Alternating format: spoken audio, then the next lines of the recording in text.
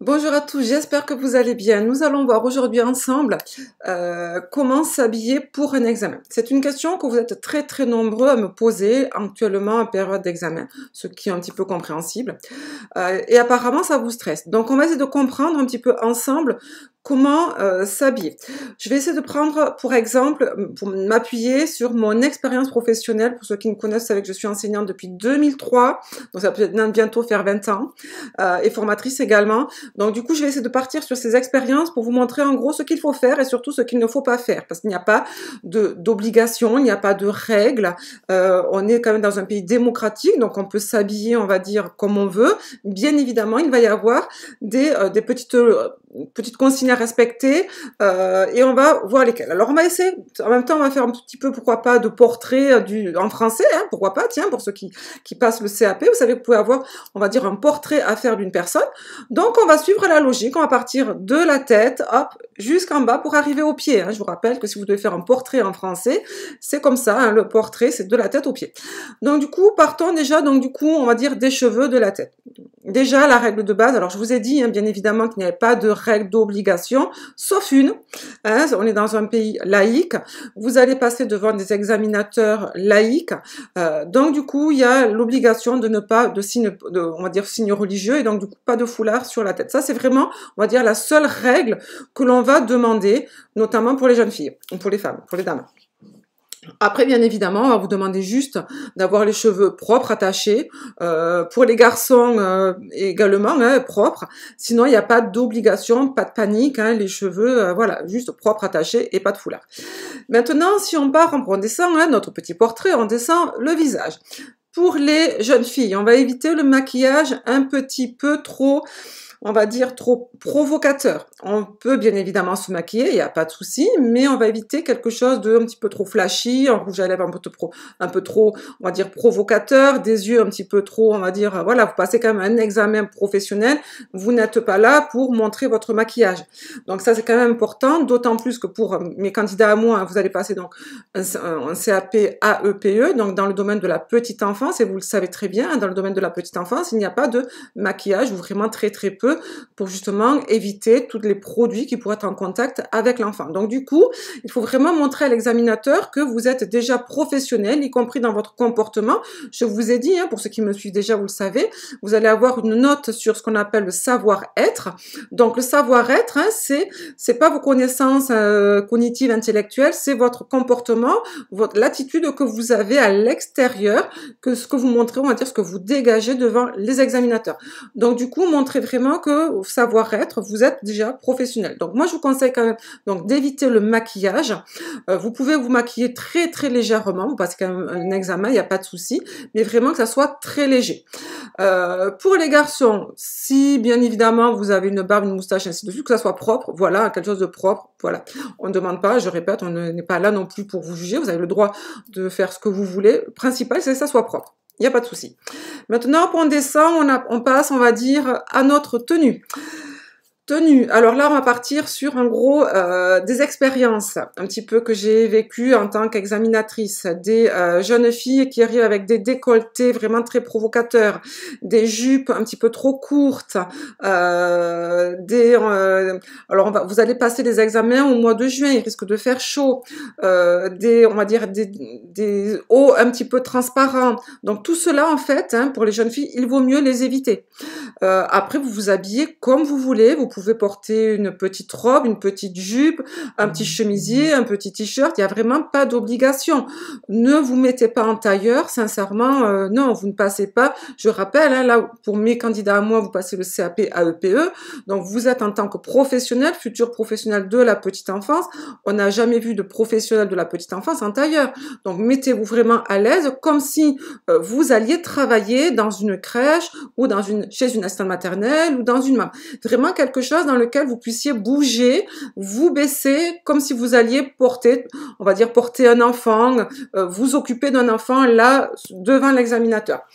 Pour les garçons, si on part, pareil pour notre petite expérience professionnelle, on va éviter le short, le Bermuda. C'est un petit peu trop été, hein, voilà, on voit beaucoup de garçons qui arrivent en short, en Bermuda. Certains examinateurs vont, on va dire, accepter, ne pas, voilà. On parle bien sûr, hein, attention, de matière professionnelle. Si c'est matière générale, pourquoi pas, ça, il n'y a pas de souci. Matière professionnelle, on va quand même éviter le short, le Bermuda, le débardeur aussi, hein, on va mettre un petit, on va dire, une petite chemise ou un petit t-shirt, mais avec des petites manches, hein, on évite quand même de montrer ses épaules, voilà. Ne pas faire, entre guillemets, un petit peu trop décontracté, ne pas faire plage, en fait. On voit beaucoup de candidats, des fois, qui arrivent un petit peu comme si on allait à la plage. Non, stop, ça non. Quand même, on va dire, vous passez quand même un examen professionnel. Donc, tout ça, on va éviter.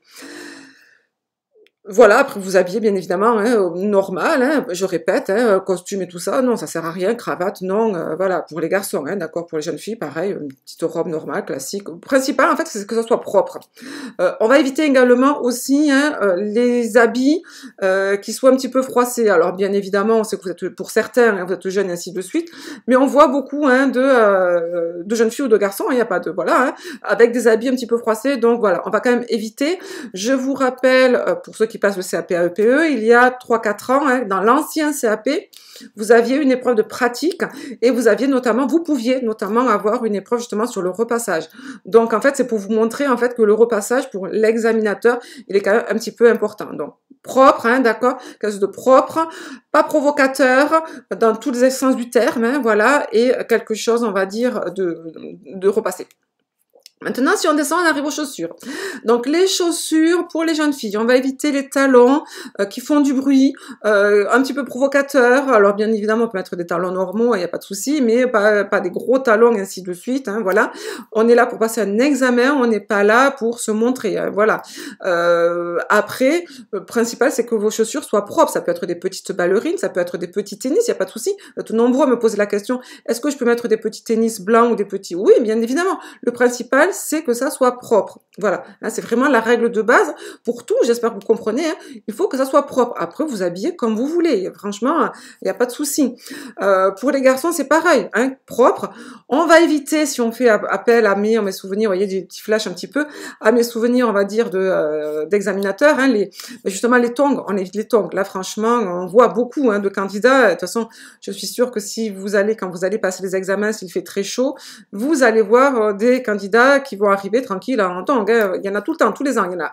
Donc ça, on évite. Franchement, on évite. Par contre, des petites chaussures, des petits nu-pieds, des petits... Voilà, si vraiment il fait chaud, il n'y a pas de souci. Là, il n'y a pas d'interdiction. Propre, hein, voilà. On n'est pas à la plage, on passe pas, on ne vient pas tranquille à la plage. Ça, non, d'accord?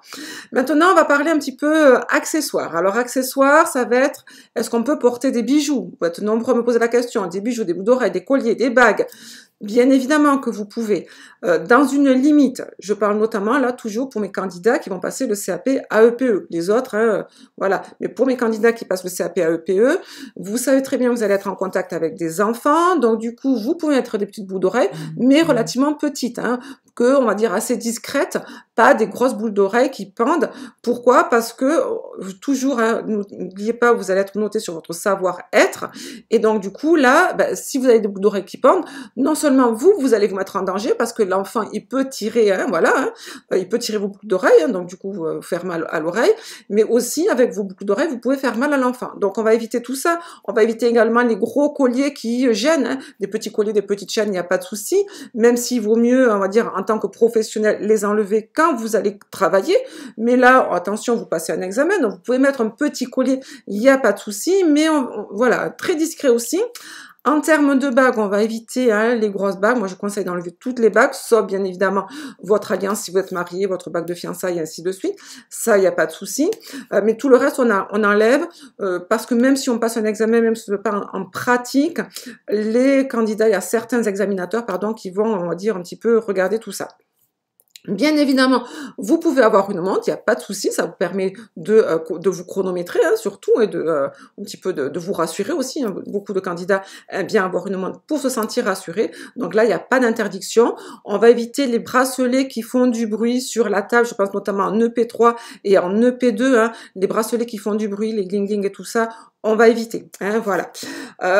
Pour tout ce qui est piercing, moi je sais que j'ai beaucoup de candidats hein, qui ont des piercings, voilà, au visage, ainsi de suite. Moi je vous conseille si possible de les enlever. Après voilà, chacun fait ce qu'il veut. On est, je répète, on est en liberté, on est en démocratie, donc il n'y a pas d'obligation, hein, vous avez bien compris, à part le respect de la laïcité. C'est la seule obligation qu'on vous demande, hein, le respect de la laïcité. Donc voilà, donc après les piercings, moi je vous conseille de les enlever. Après voilà. Pour tout ce qui est tatouage, ben là les tatouages, on peut pas les enlever. Forcément, si vous avez des tatouages, vous avez des tatouages. On va essayer, pourquoi pas, on va dire de ne pas forcément les mettre en valeur volontairement, si on peut on va dire les cacher par des petites, on va dire des petits chemisiers à manches longues, ainsi de suite. Voilà. Mais il n'y a pas d'obligation. On sait très bien qu'actuellement, on va dire, c'est un effet de société. Hein, donc voilà. Donc ça, il n'y a pas de souci pour les tatouages. Pas de panique, ne vous stressez pas pour ça. Je pense avoir tout rappelé. Hein, les parfums, si. Voilà, le parfum, attention, on va éviter d'utiliser, je sais qu'il y a beaucoup de candidats qui aiment bien le parfum, ça rassure aussi. Moi, la première, sincèrement, hein, moi j'aime bien, on va dire, avoir un du parfum. Mais justement, là, c'est une expérience vraiment professionnelle que je vous donne. Un parfum, ça peut entêter. Donc, évitez de mettre du parfum. Évitez, en tout cas, si vous mettez du parfum, il faut que ça soit vraiment un parfum très léger. Évitez les parfums qui vraiment entêtent et on vous suit à la trace. Alors ça, c'est sûr que là, on peut pas vous oublier, hein, sincèrement, parce qu'on se rappellera du candidat qui avait un parfum fort, mais peut-être que justement, on se rappellera un petit peu trop de votre parfum et pas forcément, en fait, de ce que vous avez dit. Donc, évitez un petit peu les parfums qui entêtent, hein, voilà. Ça, c'est, on va dire, un conseil aussi. Dernier petit conseil, n'oubliez pas, vous allez passer, en tout cas, je parle toujours pour mes candidats, vous allez passer un CAP dans le domaine de la petite enfance, donc évitez quand même les couleurs un petit peu tristounettes, hein, mettez des petites couleurs vives. Voilà, on est dans le domaine de la petite enfance, donc on est censé être, on va dire, positif, hein, quelque chose de positif. Et puis même pour vous, hein, c'est vraiment important. Donc n'hésitez pas, il n'y a pas de souci pour les couleurs. Vraiment quelque chose qui montre, on va dire, votre joie de vivre, votre positivité. Donc évitez peut-être le gris, le noir, hein, voilà. Après, il n'y a pas de souci aussi. Un autre petit conseil aussi, peut-être, mettez du coton. Pourquoi? Parce que vous allez des habits en matière en coton, parce que vous allez stresser, hein, c'est normal, on passe un examen, donc c'est tout à fait normal, et toutes les matières synthétiques ont tendance à faire suer les gens. Donc du coup, vous risquez, on va être peut-être au mois de juin, on ne sait pas trop encore, mai-juin, il va y avoir peut-être, on va dire, des fortes chaleurs, hein, ça dépend où est-ce que vous allez le passer, mais quoi qu'il en soit, vous risquez tout simplement d'avoir un petit peu des sueurs. Donc du coup, non seulement vous allez vous sentir mal, peut-être il y aura des odeurs, hein, parce que sueur, odeur peut-être aussi. Donc du coup, vous allez être mal en fait, et il vaut mieux éviter quand même de se présenter devant l'examinateur en étant déjà un petit peu mal à l'aise, parce qu'on a l'impression qu'on sent pas très bon, on a l'impression qu'on a peut-être des taches de sueur à droite, à gauche, ainsi de suite. Donc ça, il faut y penser. C'est tout bête, mais franchement, il faut y penser. On a vu beaucoup de candidats qui étaient mal à l'aise et qui, on va dire, pas forcément raté leur examen, mais qui étaient, on va dire, très mal à l'aise lors de leur oral à cause justement d'un habit qui, on va dire, avait une forte odeur et qui, à cause de la chaleur, hein, d'accord? Donc faites bien attention à ça, faites attention aussi aux habits qui grattent, aux habits un petit peu trop serrés. Beaucoup de candidats veulent, on va dire, bien s'habiller, ce qui est tout à fait normal, et très souvent vous achetez des habits au dernier moment. Peut-être vous n'avez pas forcément, on va dire, pris conscience en fait que l'habit un petit peu va vous serrer peut-être un petit peu et vous allez vous sentir mal. Donc faites très attention à ça. Franchement, mettez un habit classique, c'est pas la peine d'aller faire des achats pour passer un examen de 10 ou 15 minutes. Franchement, ça sert à rien. Que ça soit propre, que votre habit soit propre, repassé dans lequel vous vous sentez à l'aise, pas provocateur. Et franchement, voilà, faites pas non plus j'arrive à la plage et tranquille, voilà, décontracté. Franchement, non.